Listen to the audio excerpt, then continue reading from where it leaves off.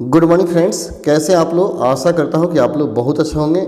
मेरे प्रिय छात्रों, जैसा कि आप जानते हैं कि यदि आप किसी भी क्लास में पढ़ते हो, आपको सिलेबस का ज्ञान होना चाहिए। जब तक आपको सिलेबस का ज्ञान नहीं होगा, आप स्टडी भी बढ़िया से नहीं कर पाएंगे और आप नहीं जान पाएंगे किस चैप्टर से कितने अंक का प्रश्न पूछा जाता है और कौन से चैप्टर पर हमें ज़्यादा ध्यान देने की आवश्यकता है। क्योंकि परीक्षा में पढ़ने के साथ साथ अच्छा अंक लाने की आवश्यकता होती है और अच्छे अंक के लिए आपको सिलेबस का ज्ञान होना अति आवश्यक है। तो आज मैं क्लास 12 मैथ के सिलेबस के बारे में संपूर्ण जानकारी दूंगा कि कौन कौन से चैप्टर आपको क्लास 12 मैथ में पढ़ने हैं, किस चैप्टर से कितने अंक का प्रश्न पूछा जाता है, किस चैप्टर से कितने शॉर्ट क्वेश्चन, कितने लॉन्ग क्वेश्चन और कितने ऑब्जेक्टिव पूछे जाते हैं। सब कुछ इसमें मैं डीलर से आपको बताऊँगा। तो चलिए वीडियो शुरू करते हैं और जानते हैं। लेकिन इससे पहले यदि आप इस चैनल पर नए हैं तो आपसे रिक्वेस्ट है कि इस चैनल को जरूर सब्सक्राइब कर लीजिए, क्योंकि यहाँ से आपके सभी विषयों की तैयारी बहुत ही बढ़िया करा दी जाएगी। चलिए वीडियो को शुरू करते हैं और देख लेते हैं कि क्लास 12 मैथ का सिलेबस क्या है।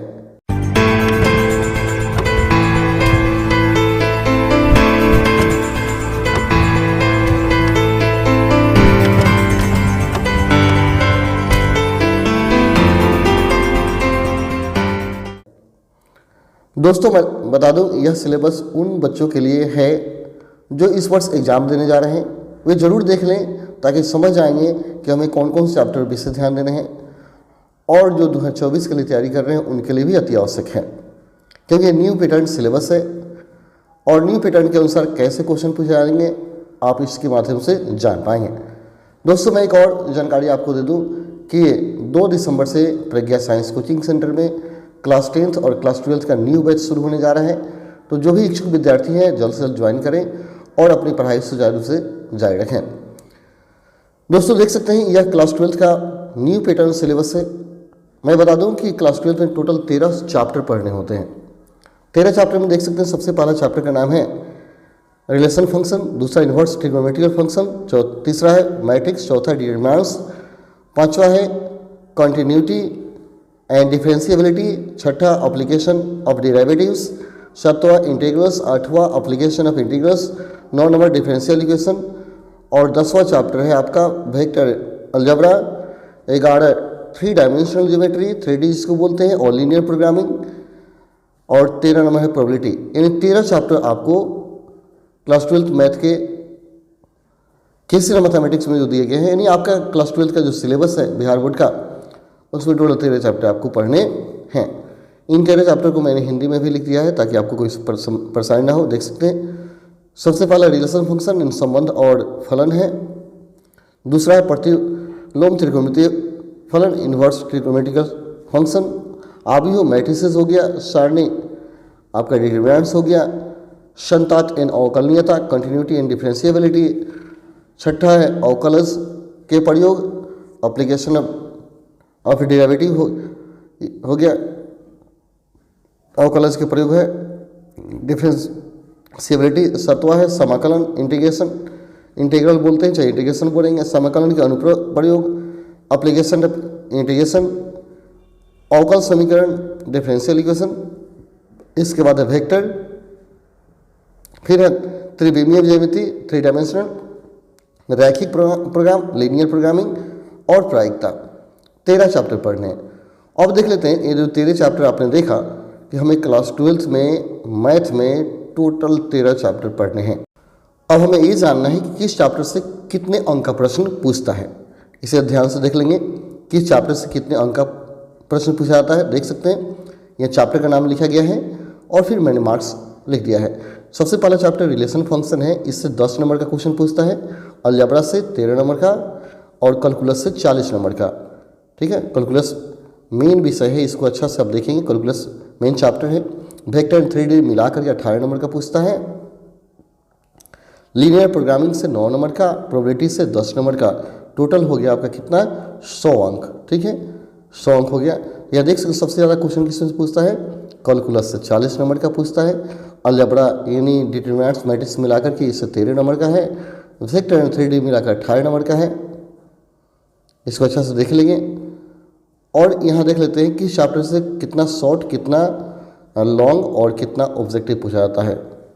तो देखिए सबसे पहला चैप्टर रिलेशन फंक्शन है, इससे 10 अंक का पूछा गया, जिसमें दीर्घोत्तरीय प्रश्न नहीं पूछा जाता है, लॉन्ग क्वेश्चन नहीं पूछा जाता है। ऑब्जेक्टिव 3 शॉर्ट क्वेश्चन 3 को पूछा जाएगा और ऑब्जेक्टिव क्या होगा आपका 6 को पूछा जाता है। ठीक है, 6 को ऑब्जेक्टिव और 3 को शॉर्ट क्वेश्चन। और डिटरमिनेंट्स की बात करें बीजगणित अलजेब्रा का, तो 13 अंक का ये प्रश्न पूछा जाता है, जिसमें 4 गो आपका शॉर्ट प्रश्न होगा, लॉन्ग क्वेश्चन इसमें भी नहीं पूछता है, और 7 गो ऑब्जेक्टिव पूछा जाएगा। ठीक है, इसके बाद अगर कलन शास्त्र की चर्चा करें तो 40 नंबर का मैंने बताया, जिसमें 2 गो लॉन्ग क्वेश्चन होगा, 8 गो शॉर्ट क्वेश्चन होगा और 20 गो होगा आपका ऑब्जेक्टिव। ठीक है, याद रखेंगे। और इसके बाद वेक्टर 3D जो हो गया इससे आते हैं, तो 18 नंबर का है, जिसमें 1 गो लॉन्ग क्वेश्चन, 4 गो शॉर्ट क्वेश्चन और 7 गो ऑब्जेक्टिव आपसे पूछा जाएगा। ठीक है, इसके बाद आते हैं लीनियर प्रोग्रामिंग, 9 नंबर का है, 1 लॉन्ग क्वेश्चन पूछा जाएगा, इससे शॉर्ट क्वेश्चन नहीं पूछा जाता है, और 4 गो ऑब्जेक्टिव आपसे पूछा जाएगा। प्रोबेबिलिटी में आते हैं तो 10 नंबर का है, तो 3 को शॉर्ट क्वेश्चन है और 6 गो ऑब्जेक्टिव है प्रायिकता में भी। तो इस तरह आपके टोटल 100 अंक के प्रश्न पूछे जाते हैं।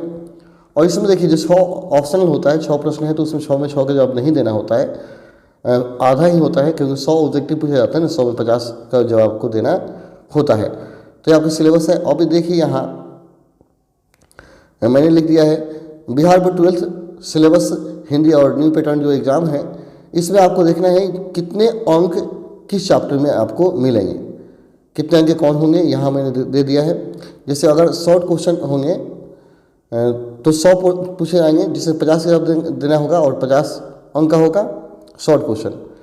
और अगर शॉर्ट नहीं ऑब्जेक्टिव, सॉरी मैंने गलत कर दिया, ऑब्जेक्टिव 100 पूछे आएंगे आपके, 100 में 50 का जवाब देना है, जो 50 अंकों का होगा। यानी आपके क्वेश्चन जो होंगे, क्वेश्चन में ऑब्जेक्टिव 100 को पूछे जाएंगे, 100 में 50 का जवाब देना है, जो 50 अंक का होगा। शॉर्ट क्वेश्चन चर्चा करें 30 को शॉर्ट होगा, जिसमें आपको 15 का जवाब देना है और 30 नंबर का होगा। और लॉन्ग क्वेश्चन की चर्चा करें तो 8 को लॉन्ग होगा, जिसमें 4 का जवाब देना है और प्रत्येक 5 अंक का होगा, जो 20 अंक का होगा। टोटल कितना हो गया 100 अंक। तो ये आपके सिलेबस है। प्रत्येक प्रश्नों में आधा का जवाब देना है। ठीक है, और दुगुना प्रश्न किए जाएंगे, उसमें हाफ का ही जवाब आपको देना है।